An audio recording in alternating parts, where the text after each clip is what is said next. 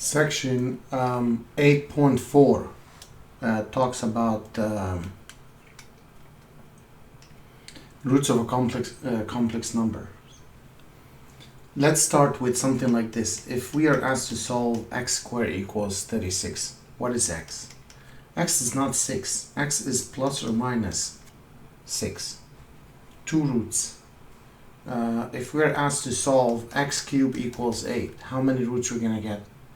3 roots. So one of them is 2, and the other ones, if you factor this one, use quadratic formula, it will give us this.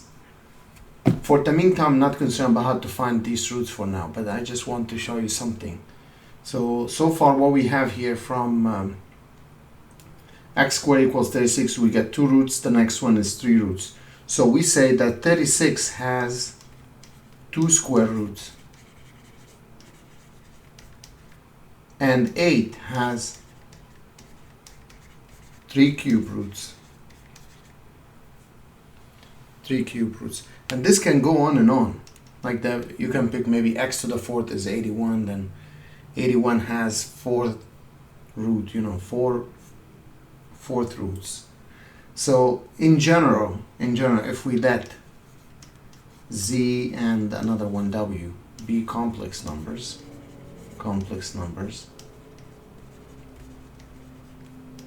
such that w is an nth root of z.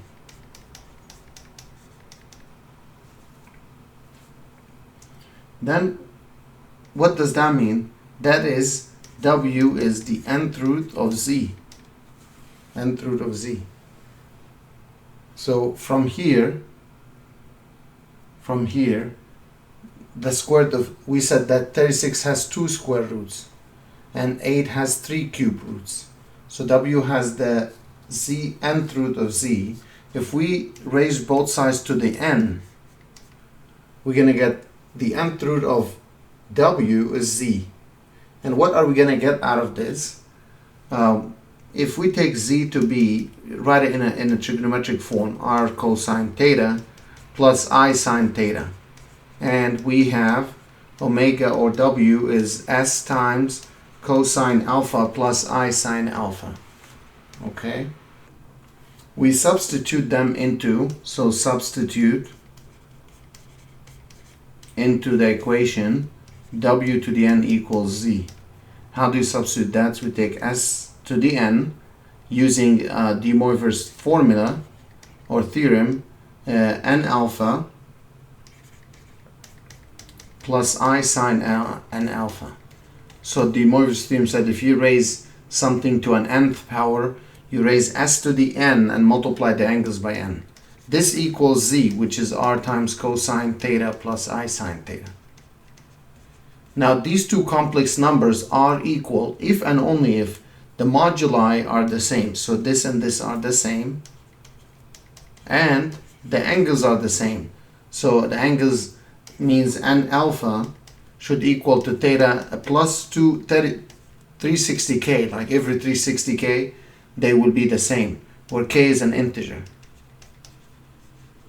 If here we need to solve for s would be the nth root of r. And if I want to solve for alpha, I divide by n, theta over n plus 360 over nk. What is k here? Integer. But does it run over all the integers? The answer is no. It only has to go from 0, starting from 0, 1, 2, 3, all the way to n minus 1. Because as soon as it reaches k equals n, so imagine you put k equals n, the n's will cancel, you get 360. So basically you're going back to the same side. The 360 is one full cycle. That's why, luckily enough, it stops at n minus 1. And we will see in a minute why. So this will motivate us to write the theorem about the roots of a complex number. So we say the nth roots of the complex number z equals r cosine theta plus I sine theta, r given by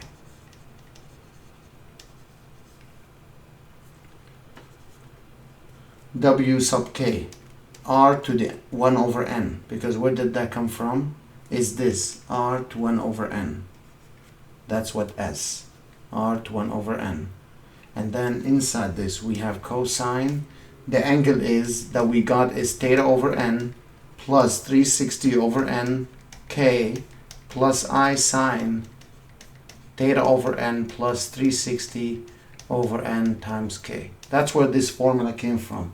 Again, k runs from 0, 1, 2, 3 all the way to n minus 1.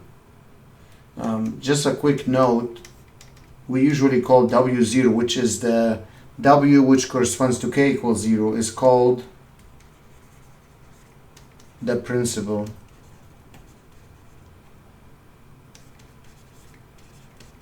nth root of z. Principal nth root of z. That's what the W0 is. So we saw where that came from, the formula. So I had to find its s and its alpha. And then I went back, okay, and I substituted them in here. Okay, I substituted s to be r to 1 over n, and alpha is the one that I found here, which is theta over n plus 360 n over nk. Now this is all in degrees. If you want to do radians, you can replace 360 with 2 pi.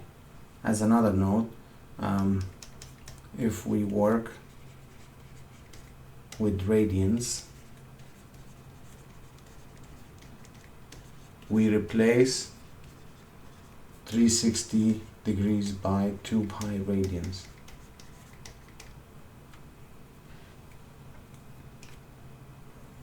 So let's say we are asked to find the fourth roots of z equals 81 cosine 30 degrees plus I sine 30 degrees. So I on purpose chose 30 degrees because I want to show you, don't find cosine 30 and then what sine 30 and substitute them here. We don't want that. We want z to be written in a trigonometric form. If it's not written in trigonometric form, we should write it in trigonometric form, like so. So what do we get out of this first? So they ask us the fourth root. That means n is 4. This is r. This is theta. And the formula, if we need to write down, wk was r to 1 over n cosine theta over n plus 360 over nk plus I sine theta over n plus 360 over nk. And all we have to do is just substitute. The k, remember, goes from 0, 1, 2, 3 all the way to n minus 1. So we're going to have 4 cases here. 4 cases. So we start by substituting the values in, and let's see what we get. So w sub 0 first, when k is 0. R was 81 to 1/4. Cosine 30 over n is 4. 360 over 4. K is 0. Plus I sine. Same thing. Whatever you get for the first one, you get this one. This cancels out. So this would give us W0. 81 to the 1/4. You can prime factorize 81. 81, just, you know, if you prime factorize it, is 3 to the 4th. So 81 to 1/4, doing this on the side, 4 to 1/4, that would give us 3. So that's 3 cosine 15 over 2, which is 7.5, plus I sine 7.5. So that gives us the first one, W sub 0. Now, do we have to simplify it out? You can if you want, but I'm going to just leave it like that for now. If we do W1, W1 is going to be, again, 3 cosine. What is the next one? It stays the same, theta over this, plus 360 over 4 times 1, k is 1, plus I sine 30 over 4 plus 360 over 4. If we multiply this out, W1 is 3 times cosine 390 over 4, which is 97.5 if you divide it degrees, plus I sine, same angle all the time, 97.5 degrees. That's W1. Now we're going to do the next one, W2. Corresponds to K equals 2. So cosine 30 over 4 plus 360 over 4 times 2. That's 720 over 4. Plus I sine, same angle, 30 over 4 plus 720 over 4. So what do we get for that? W2 is 3 cosine 750 over 4 plus I sine 750 over 4. And so W2, if we simplify that out, what do we get? Cosine, divide that out, you get 187.5 degrees plus I sine, same angle, 187.5 degrees. That's W2. And the last one is W3. W3 is 3 cosine 30 over 4 plus 360 times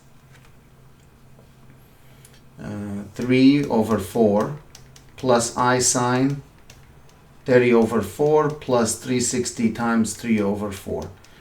You multiply it out, 360 by 3, and add 30 to it, all divided by 4. That gives us cosine 1110 over 4 plus I sine 1110 over 4. And then if we do simplifying here, that would give us cosine 277.5 degrees plus I sine 277.5 degrees. Let's look at these roots that we obtained here. We obtained 4 roots.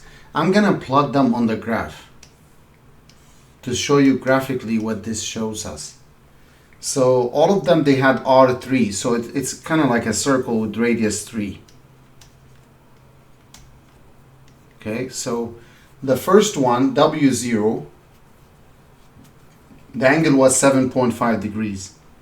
So the angle here was 7.5 degrees. That was correspond to W0. The next one was 97.5 degrees. Notice 97.5 and 7.5, that's 90 degrees more. So like kind of somewhere here, 97.5 degrees. If we take the next one, which is W2, 187.9, that's another 90 degrees more than this. This is 187.5. If you add another 90 degrees to this, you get one here. That's exactly the 277.5 degrees. So that's always going to be the same. It's always symmetric like this. The 3 or the 4 or whatever roots we have, W1, W2, W3, these will be always symmetric on the circle, as you can see like that. It's going to be always the same, no matter what equation we're solving or what's the, for nth root of any complex number, it will always be symmetric. If it's 3, then it will be symmetric. 4, 5, 6, whatever, there's going to be always symmetric like so. Let's look at other examples. Let's say they ask us find the 2 square roots of z equals 9 cosine 310 degrees plus I sine 310 degrees. Okay, so they said square root. This means n is 2. I see r here is 9, and I see theta 310 degrees. Also k goes from 0 and 1, so it's up to n minus 1. So let's start. Wk is r to 1 over n, the formula, cosine theta over n plus 360 over n k plus I sine theta over n plus 360 over nk. So let's find W0 first. R is 9 to the 1/2. Cosine theta is 310 over n is 2 plus 360 over 2 times 0 plus I sine 310 over 2 plus 360 over 2 times 0. So this is the square root of 9, which is 3 cosine. This is gone.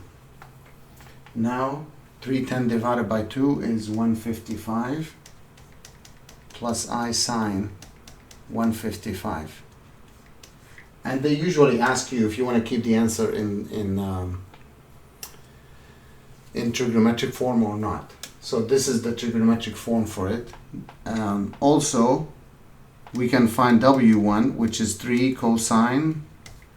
310 over 2 is going to stay the same. So this will be always the same as 155. Plus, this is 180 times k. So 180 times k, k is 1. Plus I sine, same thing, 155 plus 180. So then W1 equals 3 cosine. We can add these angles up. That gives 335 degrees plus I sine 335 degrees. That's W1 and W0. That's all we need to find. Let's look at another example. Find the two square roots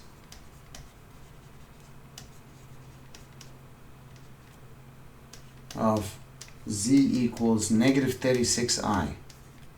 So it's given in standard form, no trig form. So what we have to do is to find the trigonometric form of this. First thing, I'm going to write 0 plus negative 36i. Okay. So to find r is the square root of 0 square plus negative 36 square, which is the square root of 36 squared. That gives us 36. That's r. And theta, you see, if you plot this on the graph so you can see it, is 0 minus 36 is somewhere here. So theta is 270 degrees. Or you can do tan inverse if you like. So then z can be written as r is 36 cosine theta plus I sine theta. So that's the trigonometric form first for that. First we start with the trigonometric form because I do need r and theta. So again, r is 36, theta is 270, n is 2. This means k is 0 and 1. So now we use the formula as before, W0, r to the 1 over n, cosine theta over n, 270 over 2 plus 360 over n times k, which is 0 in this case, plus I sine 270 over 2 plus 360 over 2 times 0.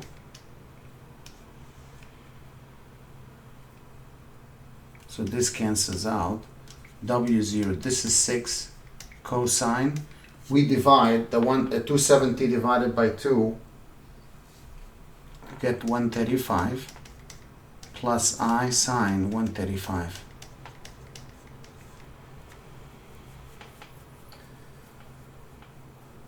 And if we need to calculate it out, let's say you asked to write the answers in standard form. So we calculate what's cosine 135. That's negative square root of 2 over 2 plus I square root of 2 over 2. If you multiply the 6 out, you get negative 3 square root of 2 plus 3I square root of 2. That's W0. W1, 36 to 1 over 2, which is 6. Cosine 270 over 2, that's 135 here, plus 360 over 2, that's 180 times 1 for k, plus I sine, the same thing, 135 plus 180. So that's going to give us W1 is 6 cosine. We can add them up, and that gives us 315 degrees plus I sine 315 degrees. We can look up the cosine 315, that's related to 45, so that's square root of 2 over 2 minus I square root of 2 over 2. Now multiply the 6 in, 3 square root of 2 minus 3I square root of 2.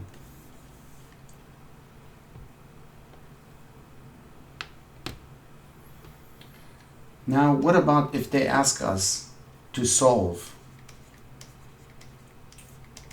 something like x cubed minus 27 equals to 0? Now, to solve such equation, there are two ways to handle this. We can do the algebraic method without using trig at all by factoring out. So if you are good with factoring, that's what you can do. If not, then we have to think about how can we use trigonometry to solve this, and that's what I'm going to do. So first we add 27 on both sides, okay, and to solve this we need to find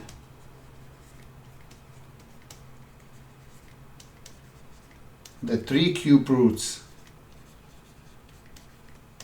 of 27. That's what we need to find. So first thing we do is we write the 27 in trigonometric form. So this is 27 plus 0i. That's the standard form. And this one can be written as, if you draw 27, that's where 27. So theta is 0. So it's 27 cosine 0 plus I sine 0.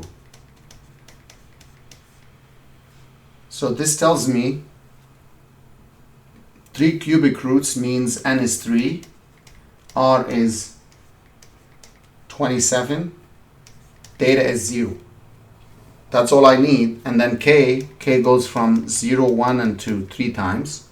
And then now I use the formula that we learned earlier. So W0 is r to 1 over n cosine theta over n is 3, plus 360 over ni, which is in this case 0, k, which is 0, plus sine I sine 0 over 3 plus 360 over 3 times 0. Notice this whole thing is 0, so you get 3 here. The cubic root of 27 is 3, cosine 0 plus I sine 0. And that gives us 3 cosine 0 is 1 plus 0, so W0 is 3. That's one of the roots. One of the roots for that equation is 3. And you can notice if you substitute this back in, you really get 0. You get 3 to the third is 27. Now W1 would be also 3 cosine. This is 0, so that part is always 0. 360 over 3 is 120. K now is 1 plus I sine 120 times 1. So W1 equals 3.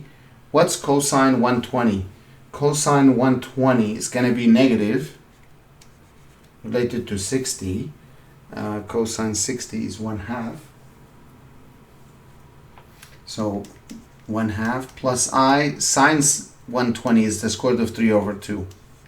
If you multiply the 3 in, you get negative 3/2 plus 3i root 3 over 2.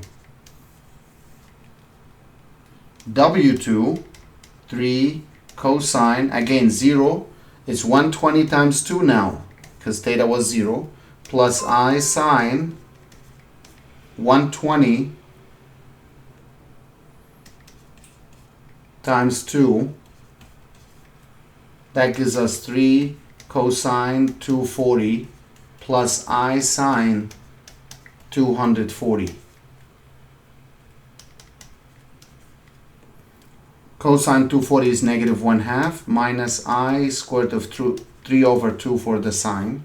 Multiply the 3 in, negative 3/2 minus 3i root 3 over 2. So that's how we got these 3 solutions. If you really take this box answer and cube it, you will get 27 if you multiply by itself 3 times. Same thing with W1. Also, if you plot this W1 and W0 all on the same circle, you will get all of them are symmetrical of each other.